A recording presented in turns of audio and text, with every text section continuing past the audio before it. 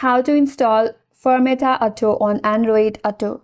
Hi everyone, this is Kate and welcome back to another video, and on this video we will learn how we can set up or install Fermata Auto on Android Auto. So without further delay, let's get started with this video. Fermata Auto is not officially supported by Google, so you will need an alternative or workaround like AAS Store or AAD, which is Android Auto Apps Downloader, in order to install the application. So for that, what you have to do is, first of all, you have to go to the official AAD in order to download the APK.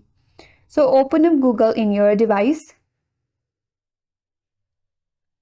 and in the search bar type in AAD. After that, you can head over to their second link on the search results. So from here, you have to install these AAD APK applications from here.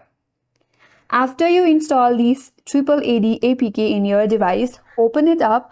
After you open it up, you land on this kind of interface.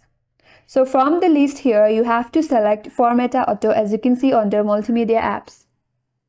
You can download it and install Fermata Auto on your phone from here. After the installation, you can simply open up the Fermata Auto application and grant all the necessary permissions.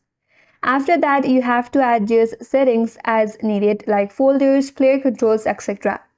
Once you're done with that, now you can connect to Android Auto.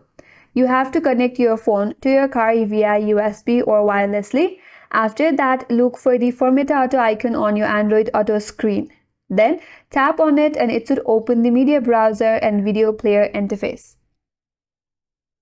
After that, you can stream videos from your phone storage, play content from network shares, watch YouTube via plugin, and you will have a customizable interface and controls. So in this way, you can install and set up Fermata Auto on Android Auto. And that's all for this video. Hope this video was helpful, and if you're new to our channel, consider subscribing. Thanks for watching and stay tuned for more videos.